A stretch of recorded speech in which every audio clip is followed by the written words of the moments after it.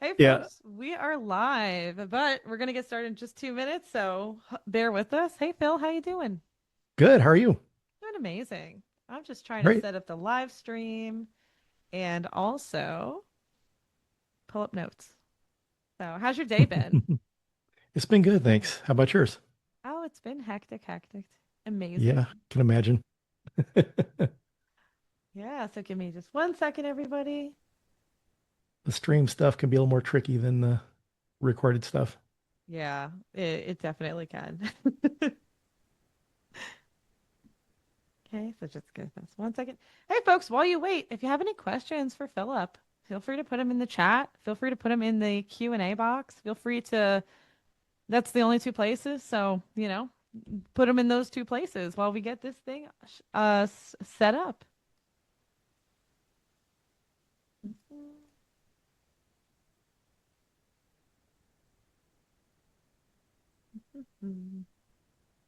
Usually I don't go live before we're ready. I didn't know if you were if you were stuck in the attendee room, Phil. So.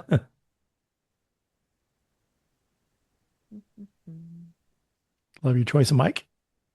Pardon? I said, I like your choice of mic. Thank you. I like your choice of mic too. Thanks. We're very fancy professionals. All right.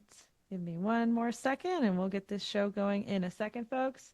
Hey, attendees, share. Why are you on here? That sounds very accusatory. That's not what I mean. Give us some thoughts and feedback on what you're expecting to see out of today's show, out of today's Ask Me Anything. And also feel free to post your questions and comments before we get started.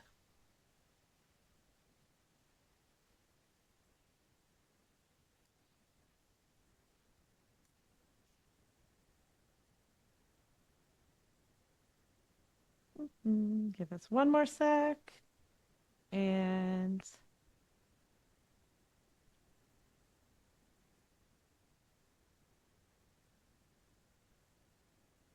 LinkedIn Live is super fun.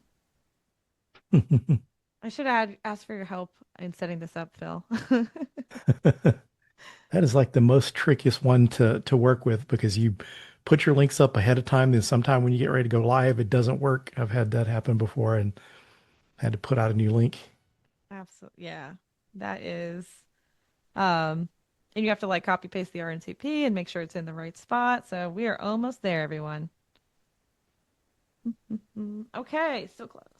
Clicking buttons. You guys can see me working. Uh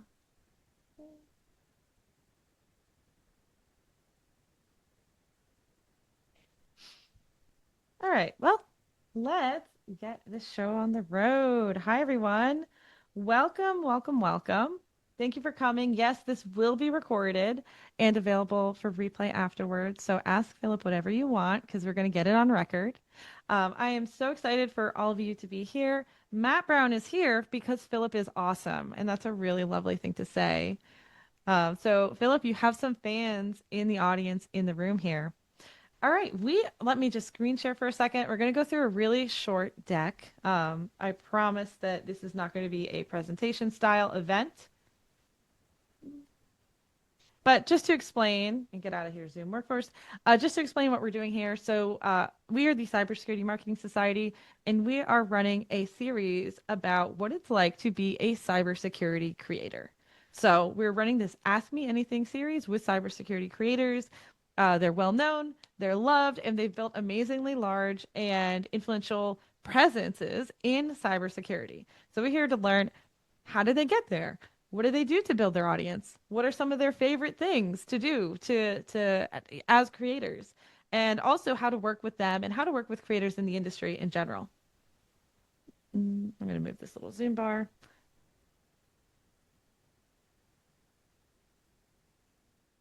So our AMA today is with Phillip Wylie, obviously, because he's on the show. And before I get into asking him some of our questions, I am Gianna Whitver. I am co-founder and CEO of the Cybersecurity Marketing Society, and we help marketers in cybersecurity succeed through events, education, community, including an amazing careers section, industry resources like this one, and of course, Cyber Marketing Con, which is our annual conference. This year, it'll be held in Austin, Texas. November 15th through 18th. Phil, I think you actually attended last year. What did you think? Yes, I loved it. It was kind of nice to get to attend something outside of just a pure cybersecurity conference because one of the things that I've done over the years is I get more plugged into content creation and that kind of stuff. It's really great to get to network with others and other marketing professionals. So it was a lot of fun. I highly recommend it. It exceeded my expectations. I love that. Thank you so much. We're so glad to have done that. And we definitely got to have you speak next year, I think, or this year. Yeah, Um, that'd be awesome. Yeah. Also, for those of you who are coming to RSA conference, and for anyone who's a marketer in the audience, you understand that it is 25 days away, and you're literally counting down day by day. We're going to have a party there, so feel free to come to our party. It is going to be on the Sunday before RSA conference, so it'll be March 22nd, 5:30 p.m. to 8 p.m. Open bar, mocktails, cocktails, wine, beer. Wagyu steak carving station, food, drinks, and also the best networking you can get at a conference. I also want to thank Mishka. Mishka is an influencer marketing agency. They help brands and influencers connect to create amazing campaigns, and they do a lot of work in the cybersecurity industry. They're the ones that suggested that we start doing the series and are helping us put it together. I want to thank Mishka for being part of this and for helping us put together this awesome series. A couple questions or a couple housekeeping items. Yes, you can ask any questions you want. Uh, Depending on what they are, we're going to mostly answer them. And yes, this is also recorded, and we will be answering questions throughout. If there are no questions, I have a lot of questions for Philip. So, Philip, you're going to be getting them from me. And also, we're doing a giveaway. Someone will win a sweatshirt at the end of the show. After the show ends, Yulia, who is from Mishka, is going to do a spin the wheel. And for any marketer who has asked a question, you'll be added into that raffle, and you'll be sent a sweatshirt if you win. All right. So we are here with Phillip Wylie. I am going to take this screen share down because it overwhelms when we're doing a LinkedIn Live and when we're doing a Zoom webinar. Philip, thank you so much for being on. You are one of the people that I look up to in this industry. You are such an influential person. You do so many things. You are a cybersecurity evangelist. You have a podcast and have done other podcasts. You do speaking. Before we start, asking a little bit more about working with you and creators and all of that, tell us, how did you get to be Phillip Wylie? Sure. So if you want the scenic route, actually the interesting story goes way back until to my pro wrestling days. When I graduated high school, I wasn't sure what I wanted to do for a living. I was a powerlifter, and my high school friends said, "Hey, you should be a pro wrestler." So I went to wrestling school, did that for a few years. Really couldn't, I got married and needed more stable income, health insurance, and really you didn't get that from pro wrestling, and there wasn't enough work at the time, especially when you're first starting out, to be able to support a family. So I ended up working a bunch of different jobs, ended up going to trade school, learned AutoCAD, became a CAD drafter, and this is where I found out about IT. It was a more interesting area than drafting for me, so I taught myself how to build computers, took a Novell NetWare certification course, got my first job, and worked as a system administrator for about 6 years. Moved into cybersecurity in 2004. Started out on the defensive side, and then in 2012 I got laid off. Went to work as a pen tester in a consulting role, Mm-hmm. where I launched my career, and that was the area of cybersecurity I was most passionate about.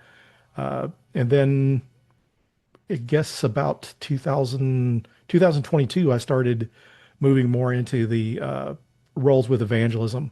And what got me into evangelism was in 2018, I started teaching at Dallas College. Mm-hmm. And I kind of started turning my focus to helping others, which was a huge help for me. So I was teaching at the college. I started the Pwn School project, which I was running 2 meetings a month, which in 2020 during the pandemic, we went to 1 meeting a month. Started back up in person in 2021 and rebranded as a DEF CON group. I stepped down from that group a couple years ago. But what happened is I got more busy over the years, And during the time teaching and starting the Pwn School project, I became a bug crowd ambassador because one of the Hmm. things a lot of my students and people that I mentored, because prior to teaching, people would come to me asking how to start a job, career as a pen tester. So I shared a lot of information. Then I got into teaching, and I started the Pwn School project to offer education to those that maybe couldn't afford to go to college or they didn't have the prerequisites to get enrolled in the college. And so that's kind of where I started there. And so I became a Bug Crowd ambassador. They launched the program, and I thought I'm always encouraging students to do bug bounties to get started in pen testing. So I became a Bug Crowd ambassador, got to meet with the Bug Crowd team. I really hit it off with the marketing team there. I We went have some to of the my first, marketing team here yeah, I on the noticed that call. Jordan, and I Yeah. got to see Jordan at your conference back in December. But that was a real good motivator for me. They interviewed me during Black Hat and DEF CON. They were interviewing some of the researchers, Mhm. and then the CEO, and then at the time Michael Schultz, that was over marketing. Then they asked me at B-Sides San Francisco and RSA back in 2019 if I would host a podcast series. And I started hosting I mean, not a podcast, but actually webinar series. So I did a webinar series for them, did two different series, and then I eventually started podcasting for myself. Prior to that experience, I would have never done something like that. But what I'd Mhm. learned from that experience, and this is kind of an interesting thing, is actually one of the speakers that was at your conference, Evan Dornbush. Evan and I have known each other for several years, and we met for the first time at this community college conference in 2019. He thought I worked for Bug Crowd because I did so much promotion for Bug Crowd. Oh, So Bug wow. Crowd would have me on panels, got to go to some of their live hacking events, and was really working on promoting Bug Bounty because I knew it was a way for people to gain those skills. So I kind of learned how to promote other companies as well as myself. And then starting about 2022, I started doing more evangelism roles. So every role since then has had some kind of evangelist element in it. That's awesome. I am going to rewind that very far backwards, all the way to Okay. the beginning, because you're telling us your story and you go very quickly through being a pro wrestler. And, I think I think you learn a lot when you're doing pro wrestling, right? Like maybe storytelling, engaging a Yes. crowd, right? Can you tell us, like, just a little bit more about why you got into pro wrestling and any cool stories from that era of your life? Really, when I considered pro wrestling is whenever I was in high school, I didn't take school seriously. My grade point average wasn't high enough for my college entrance exams. I took the ACT exam, Mhm. and due to having like a C average, I was going to need a higher test score. I was either going to have to retake the test or get letters of recommendation from teachers at the school. And I really wasn't that interested in more school. So I was trying to think of what to do. And someone recommended pro wrestling. So I did that because I was a powerlifter competing in powerlifting, had the size and the look for it. And so that's kind of how I got into it. But one of the things I say now, I think I would make a better pro wrestler now than I did back then from a speaking and acting perspective, Mhm. because back then I was very shy. Public speaking was something that really terrified me. And then over the years, I've been able to overcome that. And public speaking is one of my favorite things and sharing information. So that would have helped me a ton. If I had it to do over again, I would have taken some active acting classes, maybe some improv classes to be better at it because that's such a major part of it. You can have all the physical, the look, and all that stuff, but if you really can't act, then you're really not a draw, and it's really kind of difficult to succeed.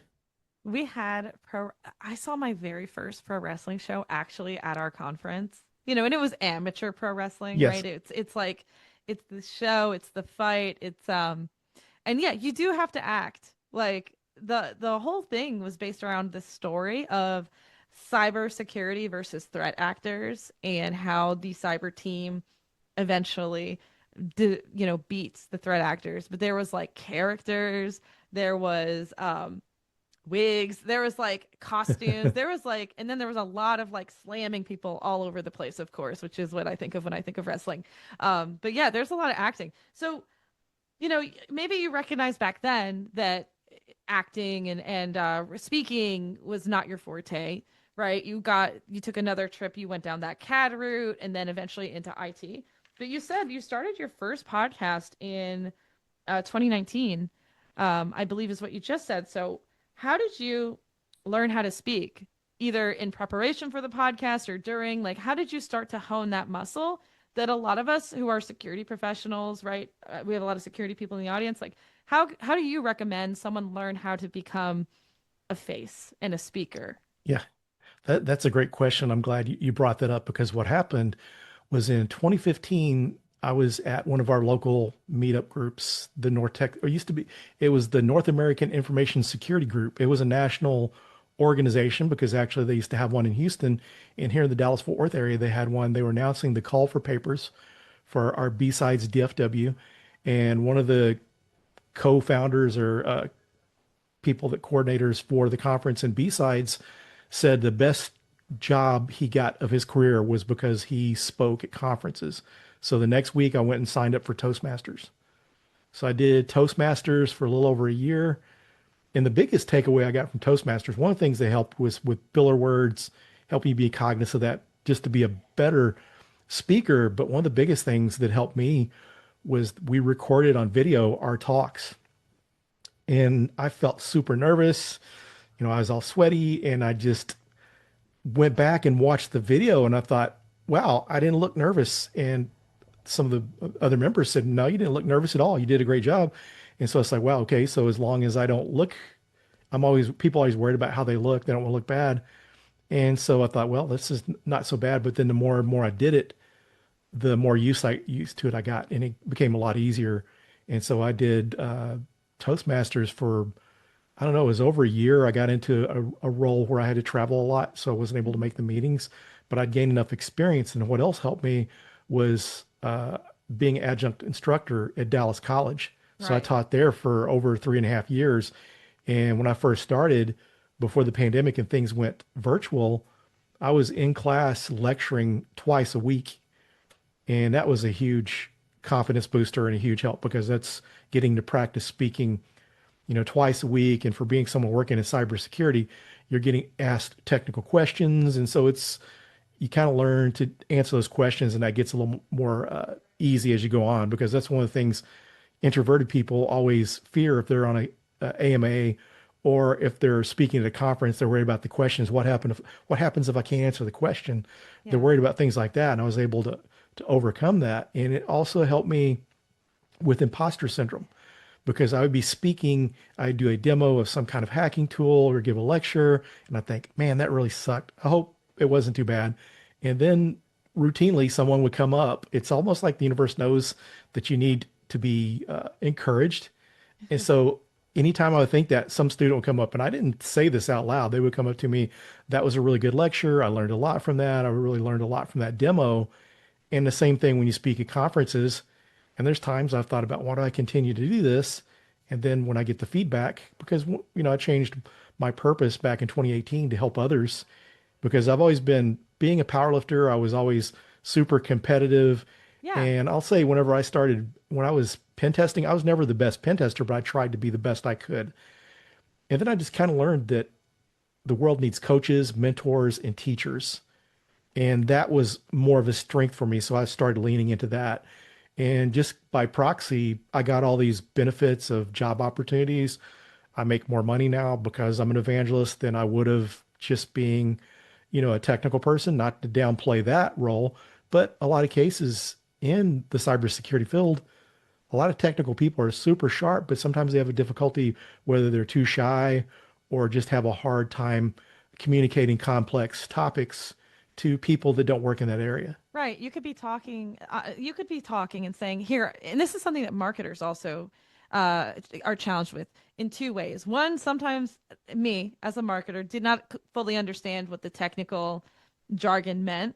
So there was a lot of effort and energy and time that I spent on trying to learn the security industry I was in as much as possible, right? When I joined threat intelligence as an industry, it was like, wow, these are new words to me. And then on the other side, as marketers or anyone in security, marketing, etc., needs to communicate their message.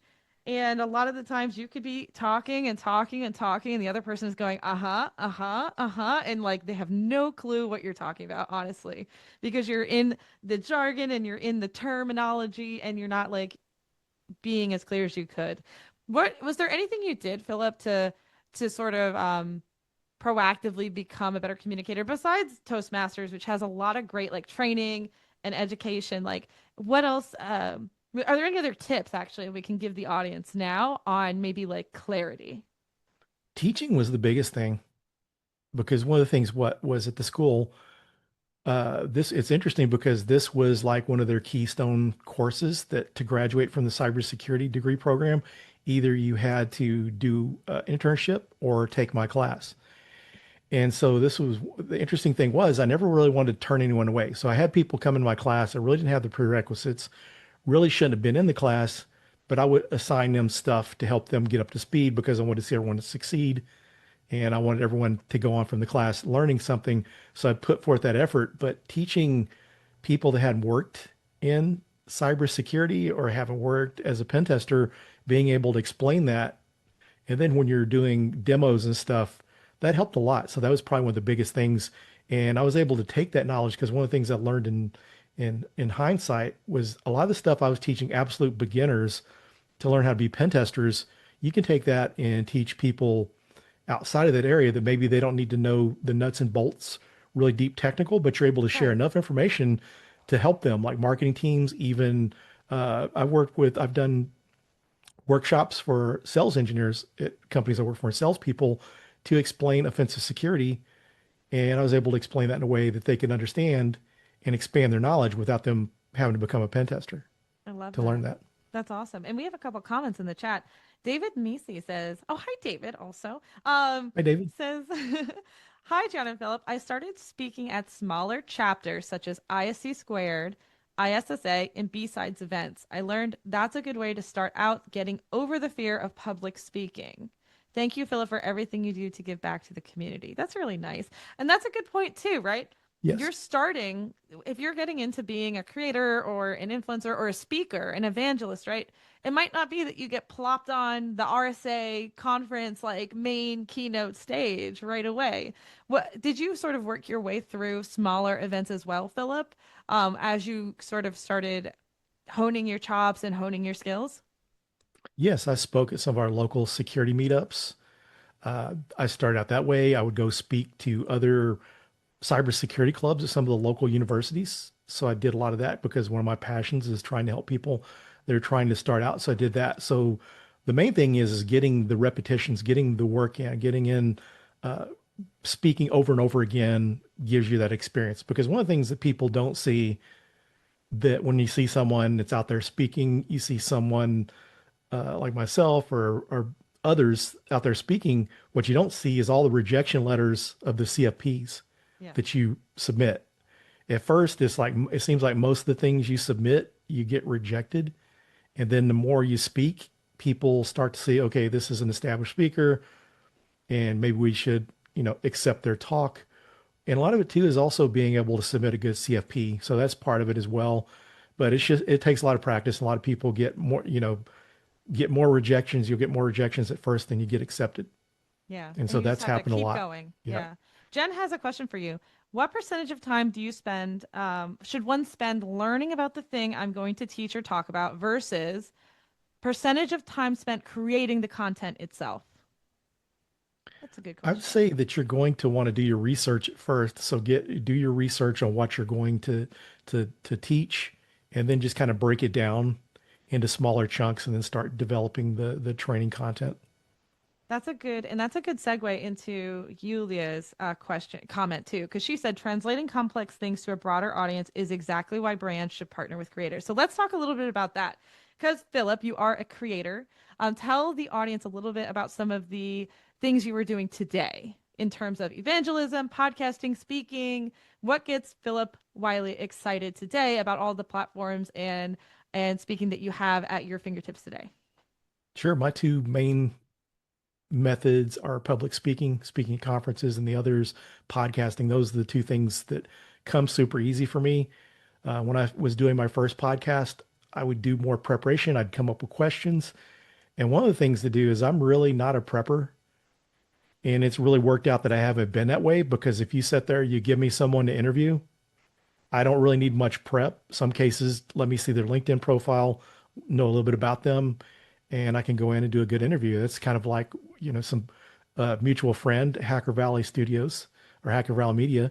They were hosted an event a couple years ago, and they were bringing in different people for podcasters to interview. And I did an interview. They brought someone in that I'd never met before, and I was able to interview them. It didn't really take any prep time. So being able to ask those questions and learn how to interview people makes it a lot easier. Uh, so that's a huge help. And then It's the really for the it's for the it, podcasting and yeah, sorry to interrupt, but it's like it's a no, skill. It's a skill yes, you have to grow because I listened to our first podcast episode and it's like that shouldn't even be available for yeah, anyone else to listen to, right? Like how bad was your first podcast episode, same. Philip? Yeah, I thought it was pretty bad. And one of my first opportunities to be okay. So the very first podcast I was ever on was from my powerlifting background. I was on a fitness podcast that was bodybuilding and powerlifting focused. They wanted a drug-free powerlifter on there, so they interviewed me. And then there was another low carb podcast that I was on because I was into low carb dieting. And the guy that ran the podcast, we were connected on Twitter and now X. And he asked me to be on the podcast because they wanted someone that's a powerlifter on there. And so that's how I kind of connected. And those weren't so bad because I knew the subject. But one of Mm-hmm. the things that's going to help you on whatever you're doing is how well you learn the subject. And one of the things that's helped me speak at conferences is by teaching and speaking, I've learned those topics and subjects a lot better so I can talk about it more than I would have previous. And one of the things that helps is at conferences or live streams, when people ask you questions, you run into questions sometimes that you haven't had. And so once you're able to answer those questions, or maybe you can't answer it, you're able to go back and think about it, and you're able to revise your presentations or be able to answer those questions better the next time around. So it's back to that practice. And the very first cybersecurity podcast I ever got to be on was Dallas Hackers Association used to do a podcast after the monthly meetings. It was called Dallas Hackers After Dark. And I was on there and I absolutely sucked because uh, they were on there. We were just having a conversation and I barely spoke at all through it. You And it was just super sat there difficult. and like Yeah. smiled and were like, And then when they'd ask me a question, I was on the spot, I would say something or comment. But one of the things too is tell anyone if it seems super difficult, just keep doing it because you will get better at it.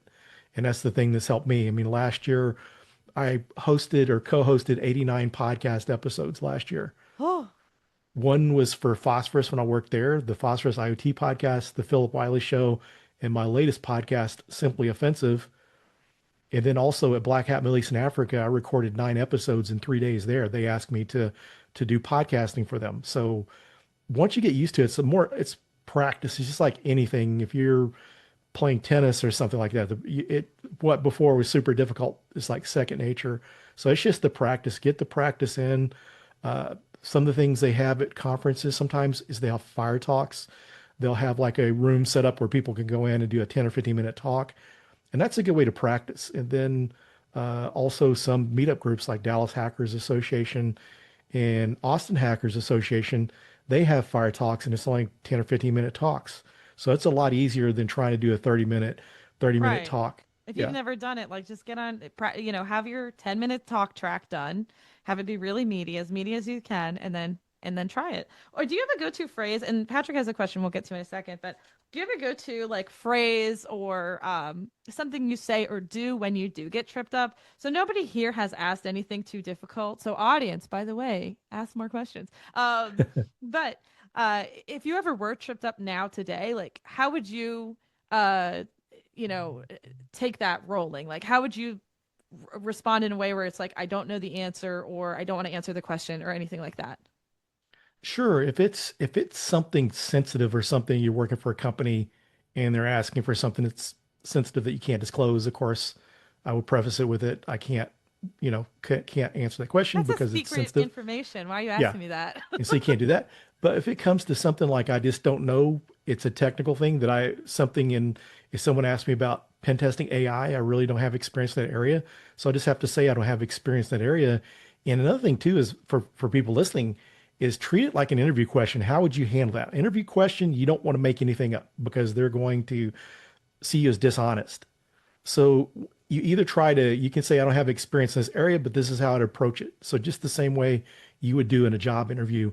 If there is something you work with that's in your area, so there could be something marketing related that you haven't worked with, and how to properly implement HubSpot, or if someone asks you how to do that, you could say, I've worked with HubSpot, but I haven't done that particular thing. I can research that and figure out how to do that, or reach out to some of my colleagues in the industry. But usually if it's at a presentation or something, or a live stream, I'll just tell, if I don't really know what it is, I'll say, I haven't worked in that area. I don't know. And that happens a lot. That's happened at a lot of conferences. People ask me things and I don't know. And I said, if you really need the answer to that question, I can go do some research and get back with you. I love it. And that builds trust too, because you're not Yes. coming off as someone who just knows everything, even if you don't. There'll always be someone who knows more than you, right? And that's Yes. not a reason to not speak, but you don't want to come off as someone who knows everything, but then have it be realize that you actually don't know what you're talking Yeah. about, You don't right? want to be a phony, especially if you're an evangelist or want to be an influencer. When people start seeing that you're a phony, it brings out the sharks in the water, because I've seen so many folks that are influencers that say something wrong or misrepresent themselves.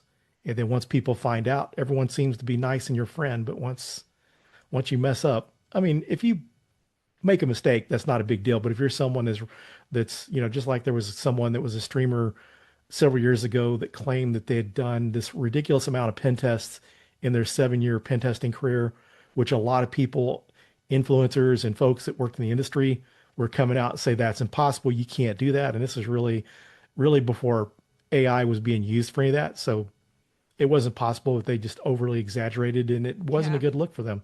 I They love got a lot of negative hyperbole. attention. I love hyperbole and humor. I love to exaggerate for like joke's sakes, but yeah, not for Yeah. credibility's sakes. Like we all need to be real people, otherwise folks won't want to work for us. Patrick has a few questions. First off, he says, "I can't make $100,000 in 3 months after I do a boot camp. Don't kill my dreams, Phil." Like, Yeah, sorry, and that's one of Patrick. the biggest things that annoys me, is to see, and you see, yeah, we've seen that on social media where people have these boot camps and they're charging a ridiculous amount of money. And so some cases I've seen people that really didn't even work in that industry, that worked on the IT side, and they're trying to teach. Yeah, so that's not cool to take advantage of people like that. No, yeah, absolutely. Yeah. And Patrick wants to know, how should you take it if your CFP gets rejected? So my personal opinion is you should cry and and eat like a lot of ice cream. But Philip, what do you do? My recommendation is go back to the CFP review board, ask them what could I've done to make this better to get accepted. Go back and reach out for feedback, because if some people are on CFP review boards, it's because they want to give to the community. They're wanting to do something, and they're willing to help people. And I've seen some cases where, actually coming up soon, actually, I can't think of the date, but Diana Initiative is doing a live stream on writing CFPs. So just reach out to the person, the CFP review board, and ask them if they could share information on why it's rejected and what you could do better. And then just also share it with some other folks that do speaking, that are frequent speakers. Get their feedback whenever on your CFP. And it doesn't mean, even if you had a friend that has experience, if Pat sent me his CFP and I thought it was great, everyone's got different opinions and there's different criteria. So don't Hmm. take it negatively. Just kind of learn, go back, ask for the feedback, and then use that going forward. Yeah, I will say, if you're able to submit multiple CFPs to a conference, so I spoke at Yeah. B-Sides New York City last year, and I submitted two CFPs. One got accepted, one got rejected. I knew one of the judges, and I was like, I'm so glad I'm able to speak on this topic. That person was there, and I was like, I know you're on the judging board. Thank you. Any feedback? And he went like, Gianna, like, never submit that first one again. It was so bad. I was like, oh no. But that's like honest feedback, right? Like, Yes. I knew that person, so they were gonna tell me that to my face, but you can get really great feedback when you just ask people like, hey, Yes. any notes, anything I could do better? I want to improve. I'm not gonna yell at you because I didn't get in, right? I'm not gonna write an angry email. I'm just Yeah. literally asking for improvement. And suggestions. like you said too, submit multiple because I submit at least two per conference. There you And go. then also another thing you have to take in consideration too is I've seen some conferences have waves of CFP reviews. So they'll follow up with the first batch and then another month or two later they'll review some more. So another trick is getting your CFP in as soon as possible because once it's in there, people have seen it, they really like it. The later CFPs coming in, it's going to be hard to beat out some of these ones that they already liked and want to go with. Exactly. I think a lot of conferences are reviewing on a rolling basis, especially the bigger ones, which have so much volume of applications. They need to review on a rolling basis. Otherwise, they're going to get slamma-jammed at the end there. So submit early, submit often. Just a quick plug. I run a conference, Cyber Marketing Con, which we talked about earlier, and our call for speakers is open. It is open till May 15th. So feel free, audience, if you want to apply to speak, submit. Submit as much as you want. We also accept multiple submissions from folks. And if you are interested in speaking, Cyber Marketing Con is a very friendly place to speak as well. The audience is super nice. We have a question from Michelle. When do you sleep? Oh, this is great because I was gonna ask you that same question, Philip. She's saying, when do you sleep? You are everywhere all at once and all the time. So impressed with how involved you are in our community. Amazing. And you do it with a smile. Philip, that is something that we definitely talked about in our pre-show. You do a lot of stuff. Like you're speaking, you did like 9 episodes in Dubai at that last conference. You did 89 plus minus podcast episodes last year. You do evangelism, you work with companies and brands. Like, how do you manage all of this? A lot of what helps is that's part of my day job. So when you're doing it during your day job, then you've got time after hours. And believe me, I've got plenty of time to rest, get plenty of time to sleep. Have plenty of time to spend time with my family and for recreation. Because one of the things I'll do a lot of cases, there's some cases that I won't submit to conferences because it's on a weekend because my weekends for my family because my daughter and I we go to the movies on Sundays and lunch, and so I make time for them. There's times I will speak on the weekend when when it's not really a other option, but just making sure to take time away from it. But things just look a lot more when you see stuff online. Perception is totally different. Yeah, I'm pretty busy, but you know the first of the year, so like December, there's not much speaking going on. So spoke at Black Hat Middle East and Africa. I'm also on the review board right before Cybersecurity Marketing Con last year. It was funny too because I normally fly everywhere, but had been on so many flights and so many airports. I ended up driving to Austin from Dallas, which is not a bad drive. It's like It's like 2 hours, right? over Maybe. 2 hours, yeah. Yeah. And I normally rather fly, but at that point I didn't want to. But you take December from most of December up until March, there's nothing really going on. So you get that break, and then once March hits, it's hard and heavy up until November. You got October because it's Cybersecurity Awareness Month. So Mm-hmm. things are super busy. So there's times the year just looks busier than when podcast episodes are released. So things make it look a lot more busy than what it is. That's true But because you can busy. do all your you can do a lot of podcast recording in advance also. Like that's the Yes. great thing about the digital media side of creating. All of this stuff, not all, but a lot of the digital things, not this is live. This is happening right now. But other things you can pre-record, pre-produce, record super early. How do you think about that, Philip? Are you doing work earlier? Are you doing virtual stuff in that January to March timeframe to help set you up for the rest of the year?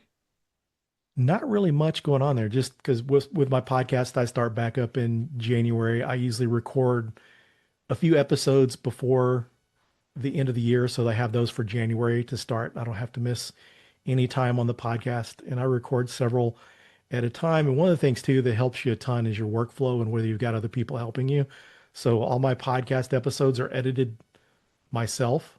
So I edit all those Whoa. myself. Wait, And fortunately, really? I use Riverside, which helps a ton. So if you've ever used like Decipher, how it's got the text editing, Riverside has that now too, and I like it better. They'll auto create episodes for you. So if you've got your intro, outro, your art and stuff in Riverside, it will like auto create. It'll go through, remove filler words and all that, remove all that for you, and you get a pretty decent one shot episode designed, but then you just have to go in and tweak it. So that makes it a lot easier. And I've been tempted to get to outsource my editing, but it's just so easy that I don't. And then some cases I worry because that someone may not. There's sometimes if I use words multiple times, like the or something, or you're talking and how we don't always speak perfectly and stuff. My on my podcast is nice because you can go and edit stuff because it's text based. You can go and look at what it looks like and go in and I can remove this. And it's really got good about overdubbing. So I had one of my marketing friends that was on an episode of my podcast and they got divorced and their last name changed. Yeah. And so I was able to go back to their episode and I thought, well, I can change it art wise. That'll be easy. But I went into Riverside and was able to dub over the That's last name they use cool. now. You And it literally were sounded just like natural. first name, last name, first name, last name, first name, last name. And you took that and you like spliced it on top. You took out their Yeah. old last name, put their new last name. And it worked. That's I didn't awesome. expect it to work well, but Riverside did a good job.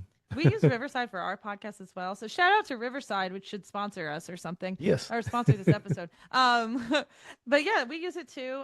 We use a manual editing. So we have an editor who works on our podcast. She's been working on it for 3 years, and I think, you know, in this, especially because this is a very technical space that we're in, like especially you, Philip, your podcasts are technical.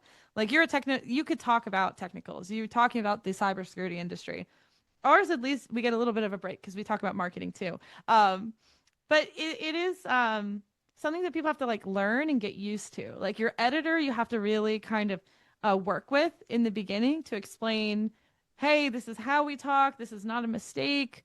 We're trying to focus on these things. So it does take a while to get like someone going. So I understand completely why and how just like editing yourself super easy, super fast makes a lot of sense for folks It'd too. be nice. I'd like to get to the point some point where I hand it off to someone else and just create content.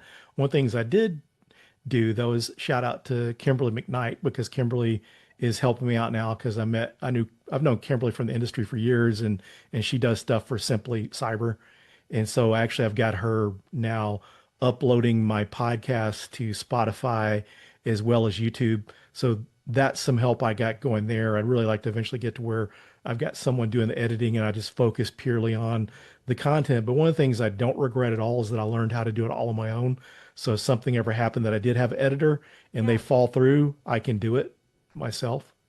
That is such a good point that if something you this is like your backup recovery plan. Like this is I have someone who also you have someone who helps you and then you also could do it yourself if you had to. So Kathy says, I love Kimberly. I like Riverside. I just started using it. I don't like how it takes out all the pauses because no one talks like that, LOL. That's true. Sometimes you have to like be careful that it's not making everything sound too much like TikTok super fast style Yeah.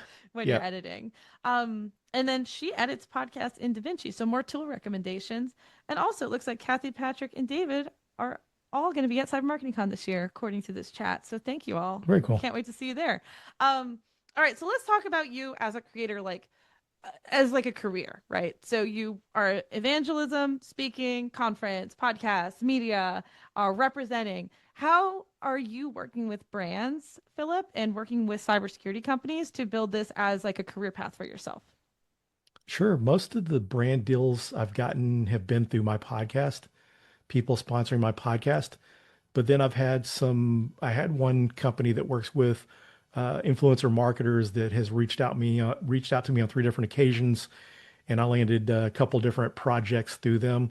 But one of the things I'm also using is I'm using a an agency to work through. Mm-hmm. So Team Osh is who I work through. So Arnold Lee, he's been great to work with. One of the things that helps me there as far as a creator is when I first talked to Arnold, he said everything can go through us, because the nice thing is they take care of contracts. I don't have to mess with contracts. Mm-hmm. They take care of getting paid. Everything comes to them. So you're not having to send invoices out. So this has been a huge help for me. So I've gotten some brand deals through them as well as this is kind of part of the reason how I got to go to your conference last year was through them speaking with you. So that's one of the things once you get going, that's a good thing. And I highly recommend because, just having someone if someone wants to sponsor your podcast, all I've got to do is send them to Arnold and the team, and they negotiate it. And another thing is too, as a creator, sometimes we're not the best salespeople, and I'm going to be too easy to give someone a huge discount. And if you've got someone that's experienced with dealing with that, it's going to work out to where you're going to get the better deal than what you may have on your own. Hmm. Yeah, even though I assume they're taking like a cut, right? That's how it Yes. works.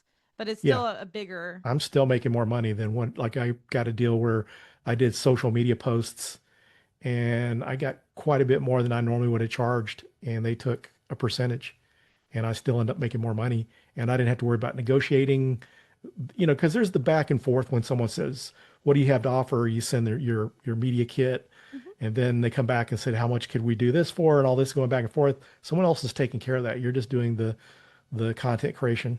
Right, because maybe you're not a classically trained salesperson, right? So I sell all of our sponsorships for our conference, which is a little bit different. We also have a media arm, like someone could sponsor the podcast or someone could sponsor the newsletter that we have, right? Our media properties. But it's like a big learning curve to do that. I'm not a salesperson, have not been trained in sales, and I don't know where to learn how to do sales either. I know Yeah. there's books, I have some books, and it's just practice makes perfect. But if you're focusing on the creating, right? Because that all that administrative stuff, all that negotiating takes time away from time you could be spent speaking or researching products or creating videos or podcasts or spending time with your family. And honestly, that's the stuff that really gets you burnt out. That you really, because you've come up, say you just got back in town from a trip, and you're getting ready to have to, got back in Saturday morning. I got to leave out Sunday night. I've got to edit this podcast episode. Someone wants to know about, sponsoring this, and just the correspondence that you have to deal with. So much of those little things are, I mean, it's actually getting to the point where I really would like to have an assistant so that way I can just do what I need to do and not have to mess with things. Because one of the things I have a hard time with is deciding, making a decision. And that's one of the ways that AI has helped me. Because when I'm writing a talk or I'm doing research, it helps me make decisions easier. But just when I'm talking to someone, can you do this or whatever, just the time it takes to think about it and get back to them, it just sometimes makes things kind of a pain. I experienced that too, and I guess that's why the Apple Steve Jobs wore a black turtleneck every day, right? It's decision Yeah. fatigue. As the founder of Phillip Wylie, right? You work for you, so as the founder of yourself, of your own company, you have to make decisions all the time, every day, and you also are making decisions about the content, right? Like, how are we gonna make this conversation happen? What sort of sponsors do I want to work with or brands do I want to work with, right? So then having to decide, oh, if I give them this and then I add this to this, but I take away one of these things, like how much would it cost, right? That it removes all that is what I'm hearing. Yeah. And sometimes it's just kind of, sometimes something else has been difficult, but I'm trying to get better about is, when to say no to things, because it's like used to, anytime I got a speaking opportunity, I have to do it. And I had someone that came up that offered me a speaking opportunity in the same region, but I talked to the people that host the other conference, kind of mentioned it. They didn't really seem happy about me, working with the other organization. Hmm. It wasn't worth hurting the relationship, because the organization I've been working with was a lot more recognized and a better opportunity. So just learning how to deal with some of those things and learning to say no, because you don't have to do every single opportunity that comes along. I hear that Tim Ferriss is and he wrote for 4 Hour Work Week and is a big Yeah. he has a podcast. It's really good, I think. I'm a fan. Uh he says that his next book will be about saying no and turning things down. So um that book's not out, but we do have Philip here. How are you saying no to things? Like, is there anything that you have tips, tricks for folks in the audience who want to learn how to say no graciously? Yeah, you just have to kind of analyze the opportunity, because here's an example, was I was invited to participate in Digital Fight Club, which happened here last week in Dallas. You ever get an opportunity to go to one of those? They're really fun events. And they do two different ones. They do one that's marketing focused. They start out as marketing focused, that they would bring in different folks within a sales organization or marketers, and they would have like CMOs as the panel they would come up and debate on a certain subject, and they would pick a winner loser based on the applause. And so they started doing that with cybersecurity. I hate debates. I've only done one prior to that, and I'm glad I did it. There's times You're that not a fighter, Philip? I just don't like to debate. And the interesting thing was the first time I did that was super difficult because I did one because when Evan Dornbush had point three, he did hack the bay or something like that, or Mhm. there's something along those lines, hack the harbor. And so he was doing a debate format. I really didn't want to do it. Felt super nervous about it. I had to go up against Dave Attell. Dave Attell is like the creator of Immunity, that product, and super smart guy. I mean, you know, I'm not a genius or super smart person like that. But the interesting thing was the topic was patching is totally useless, and I was debating that patching is needed. I ended up winning the debate because people voted because they're so used to knowing you should patch things. So I won based on that. It wasn't based on the skill. And so that was back in 2021. So I was really hesitant to want, well, the opportunity came up with with the Digital Fight Club. It was worth the exposure because I know if I got up there, I'd get exposed to a demographic of people in cybersecurity marketing that I haven't gotten exposure to. And a Right. lot of this was executive types in the Dallas Fort Worth area.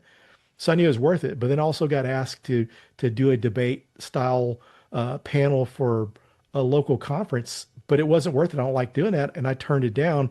But what they did negotiate with me and said, "Well, how about you do a live episode of your podcast instead?" So I was able to do Cool. something I was more comfortable with. But I did say no because sometimes is it really worth the exposure or not? Is it worth it for you?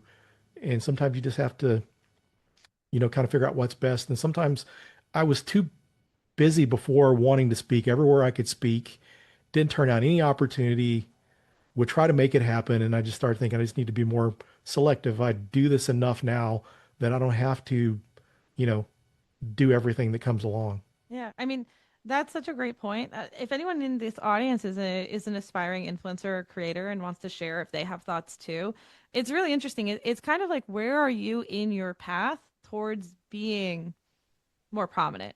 Because earlier on, right, if you're starting to make videos and starting to talk, you may want to say yes, even if it's not maybe the ideal Yes. opportunity, because you just want to try and get out there and say something and test it, right? But Yeah. Philip, you're like super Eh, famous, like just truly like a famous person, Well, like, and I say that at with first I love. was, yeah, at first I was taking everything. I was Yeah. taking everything, and it did that up until as recent as last year. I wasn't saying no to anything. I was taking everything that come along, and you just have to. And I see people that are more well known than me that when you really look at how many times a year they're speaking, they weren't speaking as much, and I just kind of adopted the quality over quantity. Yeah. At that point you can, right? After you've Yeah, become known and people are starting to reach out to you. So let's talk also about how you work with brands today, because I know there's some brands who are, sorry, you're not brands, you're people, but you represent companies, right? We're marketers, yeah. this is the Cybersecurity Marketing Society. So I know some of y'all are here. How what are some of the interesting projects that you like to work on with companies? How do you vet companies when you're starting to work with them, right? Obviously now you have Team Osh, but surely they are also keeping an eye out for things that align to like your interests and your qualifications also, Phil. Yeah, so it's kind of interesting because a lot of my favorite type of deals was I had Tenable as a sponsor, and I used to use Tenable's vulnerability scanner for Nice. pen testing. So I've used that product a lot. So it's something I was familiar with and a big fan. It's my favorite product. So those type of brand deals are perfect alignment. Anything where I can leverage the hacker mindset for that product. But one of the things I do that I've really learned from being an evangelist is that being able to sell the product without pitching the product. Because one of the things, the values I bring to companies as an evangelist is you go speak at a conference, they don't want to hear a vendor pitch. And they will even say that this is not a vendor pitch, this is a talk. So there's a lot of talks that I was able to do and go in and sell the need for the product without selling the product. And I spoke at one of the New York Cybersecurity Summit back at the end of 2023. And I had people come back because there it was a sponsored talk. You could talk a little bit more about the product, but I really barely altered the talk where I was showing about some of the gaps from traditional pen testing, how those could be addressed, and just kind of giving examples of how you could use the product to do that. And so sometimes you can't talk about the product and it's just selling the need for it. Hmm. And a good evangelist can do that. And that's one of the reasons I work so well with some marketing companies and stuff too, is I'm able to tell people on a marketing team, now that you want to word it this way, or going back, double checking how they're saying things, because sometimes, someone's worked in marketing for cybersecurity companies for a long time, but we don't all know everything. And sometimes Hmm. having that second set of eyes to validate it to make sure it's accurate is important. So Right. that's one And of the that way things I do. you're almost like part of the team in that way. Like that's a Yes. really valuable thing for folks, so not just taking whatever's given to you, but also like providing that feedback back, right? Saying, "Hey, like I was zhuzh," or maybe this phrase isn't actually correct based on my knowledge. So that way you're helping companies more than just promoting them, but actually even helping them refine what they're saying too, which is cool.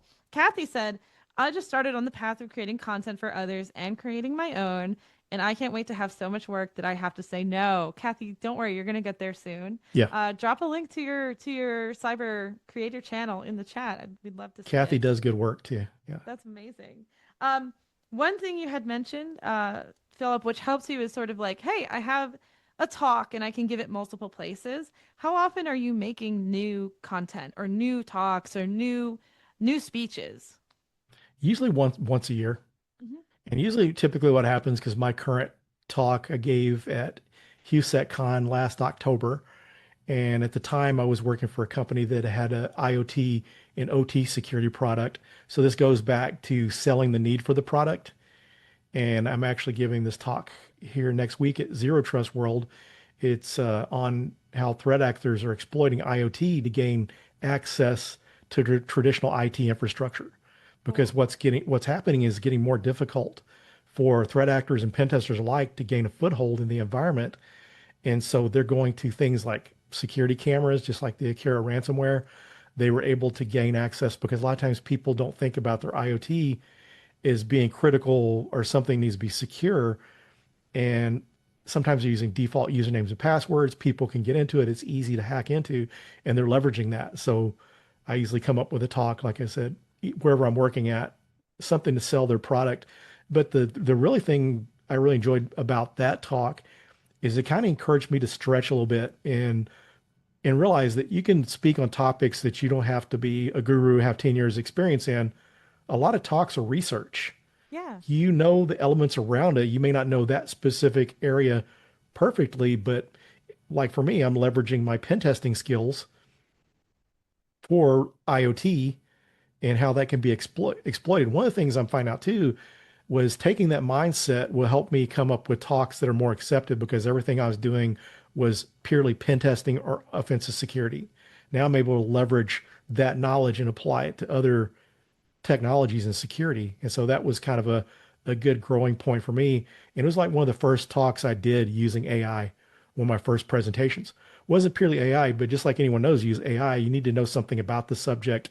Hmm. Go back and ask AI for references to those use cases that Yep. they're mentioning. Go back and validate that, validate what information you're getting. It just helps you build outlines quicker and gives you ideas for content, but you just have to go through and vet it, clean it up, and make it look good. I want to say it's so cool that you do like a new talk a year because it reminds me of what like big stand-up comedians do. Like they'll do a new show like Mhm. once a year. So I love that like correlation. And on the AI thing, yeah, like for folks who, need to unscramble their thoughts, for example, which I often need. Sometimes what I will do is I will talk to an AI tool and I will talk, talk, talk. I'll be like, this is what I want to talk about. Here's all my bullets. Here's blah, blah, blah. And I will just talk to it for like a really long time and it'll help me organize the slides basically. Like, say, here's three bullets here. You were going to put this here. It makes sense for it to go here. And it can help you with basically storyboarding what you're going to say. So it's really awesome. Yeah. Um, Yeah, because it really did a great job with that talk. And something else I did recently too. It's just nice that what they're adding AI to. Because one of the things I noticed on that presentation was there's some overlap in some things I repeated. And I remember going back and it's on the slide, I'm repeating the same thing. I thought, yeah, I need to rearrange this. So I was going in, cleaning up my slides, getting them ready for next week. and I was, using Word. And so I went in and used Copilot. Well, I wasn't using Word. I was actually using PowerPoint. Hmm. Went into Copilot and asked me to find the duplicates. So I went through and showed me duplicates and told me how you can combine these two slides or whatever. You've mentioned this many times and made recommendations. So it's a good way to go back and clean up what you're doing. And in the future, I think that's what I'll do when I build out my presentation. I'll go back once it's in PowerPoint and then go through Copilot and ask for any kind of, any kind of overlap, any kind of repeated items. That way I can go back and clean it up, make the presentation better. I love it. We have three questions and we have like a minute and a half left. So let's like speed through them. And thank you everyone for all your questions right at the end. Yes, it's recorded. You'll get the replay. If you'd like the sign, thank you. I paid $500 3 years ago. Send me an email and I'll send you the link where I got it. It's huge, by the way. And Carrie wants to know, can you share what audio, video, and lighting equipment that you're using? Philip, what do you use? Sure. So for my lights, I'm using the Elgato lights, key lights. And for my mic, the Shure SM7B. So mine's Nice. a little bit different. Yours is nice because you can do USB or XLR. I'm using XLR. I'm using the Rodecaster Duo mixer that I connect my mic to. And one of the things I'll say too is don't get too carried away because the more complex you get with your equipment, the more difficult things can be when you have hiccups. Because I was using a Focusrite device that I plugged my mic into, it was always on and worked fine. There's times when my computer reboots or something happens and I have to shut off my Rodecaster mixer, turn it back on to get things working properly. I'm using the Sony ZV-E10 camera, and I'm also using the Elgato Prompter XL. Awesome. Anything And so, else? yeah. And so that's That's a long pretty much list. it. But I would That's say just kind of don't go overboard and just kind of use what you're using and try to make the best of it. One of the good uh, resources Kathy actually shared with me, because when I was doing Simply Offensive, it used to be through Simply Cyber, and Kathy shared a really nice video on how to do your lighting. So yeah, just doing the best with what you got. You don't have to go overboard and get really expensive equipment, because what happens too is as you start creating, you'll come to find things that work better and you'll upgrade your camera. Because I start out with a Sony ZV-E1, a ZV-1, yeah, Sony ZV-1, and I found out later on that it doesn't record 4K past 5 minutes. oh, what a So I ended up kind ripoff. of buying a new camera. And so just kind of make sure you thoroughly research and then kind of use what you got and then kind of evolve and update your equipment as you go. That way you don't rebuy a lot of things. And Absolutely. Very last question, Philip, if you have 30 seconds left. We sure. appreciate you. Patrick wants to know, how much should I get paid for a talk? What's the range? What's the range? It's going to depend on the person, because I see most people that are speaking fairly frequently. And so far for me, is a speaker. Had my travel paid. I've been paid to do webinars, but kind of what I see folks that are fairly well known that speak fairly frequently, they're making anywhere from five to $15,000. Yeah. I speak for free. Yeah, same. So, Most of the speaking I do. Some things yeah. you just got to look at is that you get to the point where you have to say no to some things, and then it depends on, like when I was talking to Michelle Kahn, he looks at things based on exposure. Is it worth the exposure? Is it worth doing it for free? Yeah. And kind of at first you have to do a lot of free until you get to the point where you're getting paid. And one of the things I see too is it seems like only keynotes pay, or if you're doing some event for a company, you could get paid to do that. And Yeah, corporate you have to get event. on, Hmm. yeah, and you have to get on speaker bureaus really if you want to do that much. I recently got on some speaker bureaus, so I'm hoping that that starts bringing in some speaking opportunities that are Awesome. Well, paid. Philip, we'll have to have you back next year to hear how Sure. that went. This is so fun. Thank you so much for your time. I know you're a super busy person, so I really appreciate it. Audience, thank you for your time. I know you're all busy. Our next speaker is going to be Patrick Gorman. So he is going to be speaking on the show next month. So come back and see us for our next Ask Me Anything with a Cyber Creator. Yes, this will also be available for replay. I'm going to send everyone the recording afterwards. And also, I'm going to make that list of tech that you mentioned, Philip. I'm going to write all those out so that folks who are listening can buy some tech equipment if they want to upgrade their system. I use a window for my lighting, which is why it looks very bad.